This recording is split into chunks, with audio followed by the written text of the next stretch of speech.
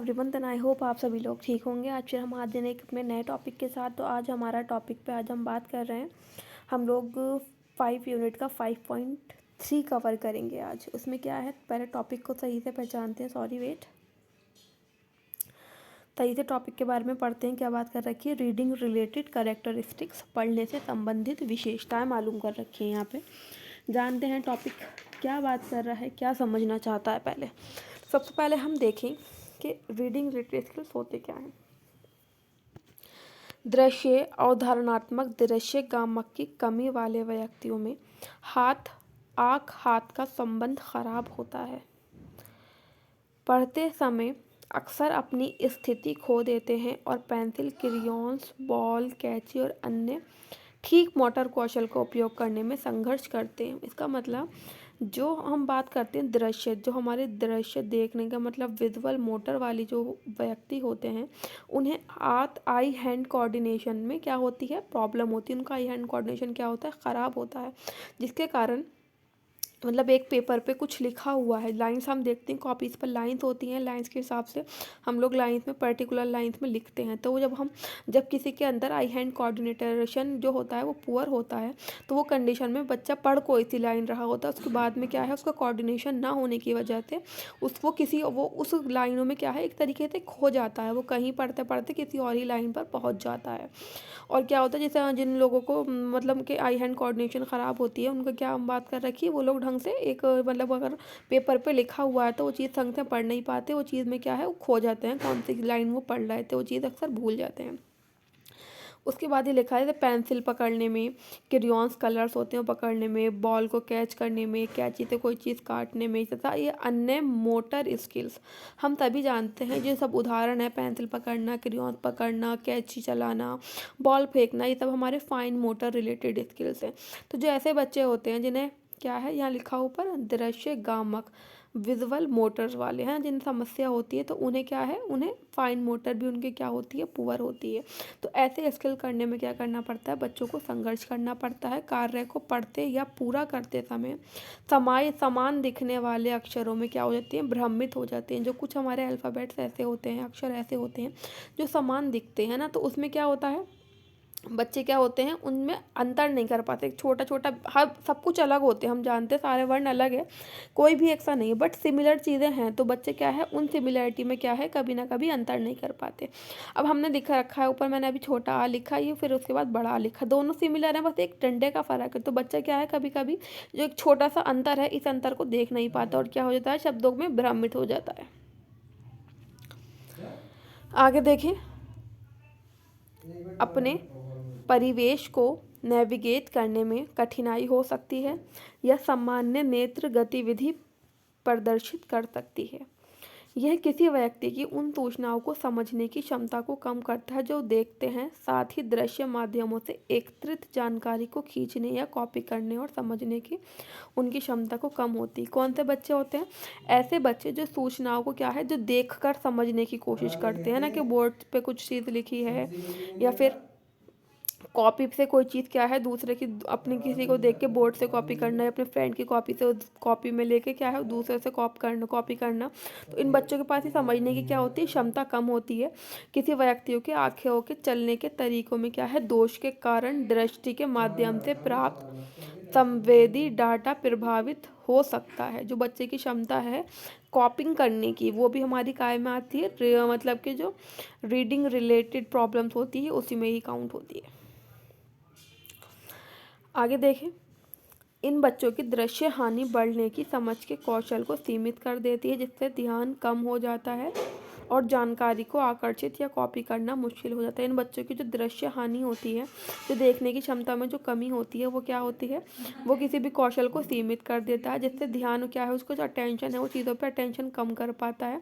और जो उसके अंदर एबिलिटी है इस तरह की कॉपिंग करना है ना, दूसरों की चीज़ की जानकारी कलेक्ट करना, उसमें क्या होती है, तो डिफ़िकल्टी होने लगती है।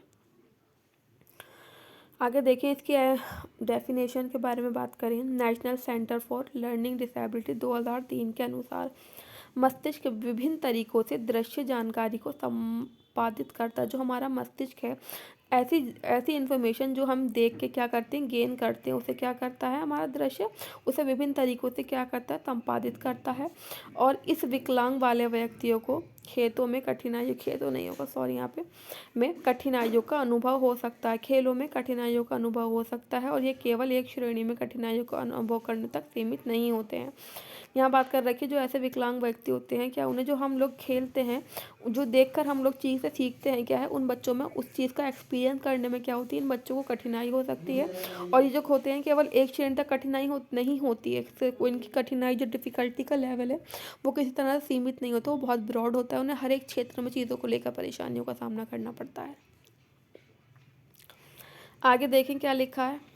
हमारा जो मेन टॉपिक था वो था रीडिंग रिलेटेड करेक्टरिस्टिक्स, तो हम करेक्टरिस्टिक्स पे बात कर लेते हैं। यहाँ लिखा हुआ है संज्ञानात्मक प्रक्रियाओं पर प्रभाव के कारण सीखने की क्षमता वाले छात्रों को शैक्षणिक क्षेत्रों के साथ साथ सामाजिक और भावात्मक विकास में भी कठिनाई होती है। जिन लोगों को रीडिंग रिलेटेड प्रॉब्लम्स होती है, क्या बात करी इन्होंने, उन्हें शैक्षणिक अकेडमिक में तो प्रॉब्लम है, इसके साथ साथ क्या सामाजिक में और जो उनके भावात्मक विकास होता है उसमें भी क्या है, कठिनाइयों का सामना करना पड़ता है।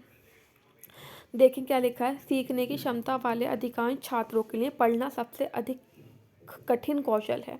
सभी जानते हैं जिन बच्चों को क्या है, लर्निंग डिसेबिलिटी है, उन बच्चों में रीडिंग करने का जो एक इनेबिलिटी उन बच्चों के अंदर है, वो एक बहुत बड़ा बिग टास्क है उन बच्चों के लिए। पढ़ने में लिखने की अक्षमता डिसलेक्सिया कहलाती है, जिन बच्चों को डिसलेक्सिया कहलाती है। जिन बच्चों को पढ़ने में समस्या होती है उसे क्या कहते हैं, हम डिसलेक्सिया कहते हैं। पढ़ने की मुद्दों की एक विस्तृत श्रृंखला को शामिल करती है, जिसमें पढ़ने के बहुत सारे इसके अलग अलग क्षेत्र इसमें सम्मिलित हैं। नेक्स्ट बात करें, शब्द विश्लेषण में ध्वनि होगा, ये ध्वनि नहीं होगा सॉरी, ध्वनि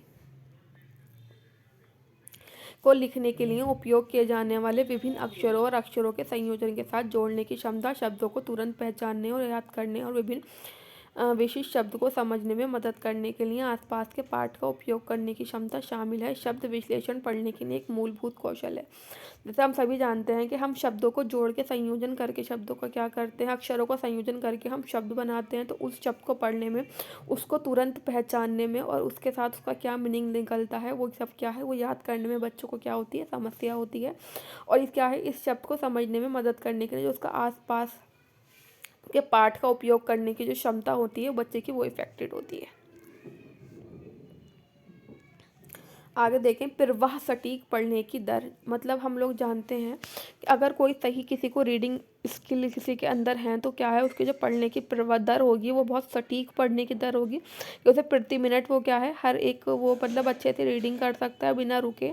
प्रसंस्करण और शब्द विश्लेषण के मुद्दों के साथ सीखने की क्षमता वाले छात्र के लिए पढ़ने की प्रवाह की उच्च दर अक्सर काफ़ी कठिन होती है।